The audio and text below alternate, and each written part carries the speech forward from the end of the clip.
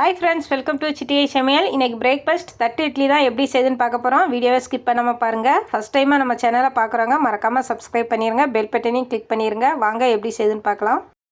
ஒரு பாத்திரத்தில் தண்ணி வச்சுருக்கேன். தண்ணி நல்லா சூடாயிடுச்சு. இப்போ இதை கவர் பண்ணுற மாரி இந்த சிப்பியில் வச்சுருக்கேன்.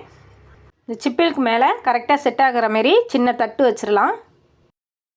எனக்கு இது கரெக்டாக இருக்கிறதுனால நான் இதை வச்சுருக்கேன். நீங்களும் இதேமாரி கரெக்டாக இருக்கதா பார்த்து செட் பண்ணி எடுத்துக்கோங்க. தட்டில் துணி போட்டு மாவை ஊற்றிடலாம். மாவை ஊற்றிட்டு தட்டு ஃபுல்லாக பரவுத மாரி லைட்டாக ப்ரெஷ் பண்ணி விட்டுடலாம்.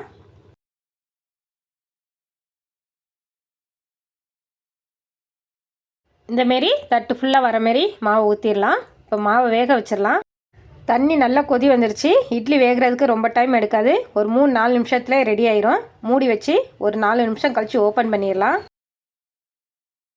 4 நிமிஷம் ஆயிடுச்சு. இப்போ ஓப்பன் பண்ணிடலாம். இட்லி வெந்துருச்சான்னு லைட்டாக செக் பண்ணி பார்த்துக்கோங்க. இட்லி நல்லாவே வெந்திருக்கு. இப்போ எடுத்துடலாம். வேறு பிளேட்டில் மாற்றி இட்லியை எடுத்துடலாம். இட்லியை எடுக்கும்போது துணியில் லைட்டாக தண்ணி விட்டுட்டு மெதுவாக எடுங்க. இட்லி எல்லாம் பிஞ்சு வந்துடக்கூடாது. துணியில் ஒட்டாமல் வர அளவுக்கு நல்ல பொறுமையாக எடுத்துடலாம்.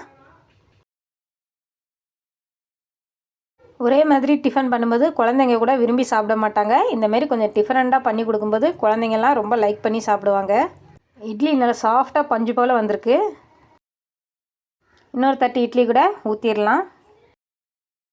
அந்த இட்லியை எடுத்துகிட்டு அதே தட்டில் தான் திரும்பவும் மாவு விட்டு வச்சுருக்கேன். மூடி போட்டு வேக விட்டுடலாம். ஒரு 4 நிமிஷத்துக்கு அப்புறம் ஓப்பன் பண்ணிடலாம்.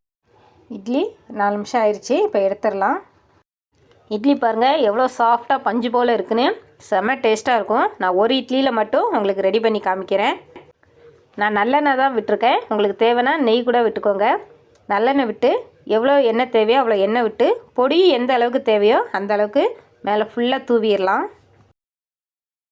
இந்தமாரி நல்ல பொடி அப்ளை பண்ணி ப்ளெயினாக பொடி இட்லி கூட சாப்பிடலாம். இல்லைன்னா இதோட சட்னி சாம்பார் வச்சு கூட சாப்பிடலாம்.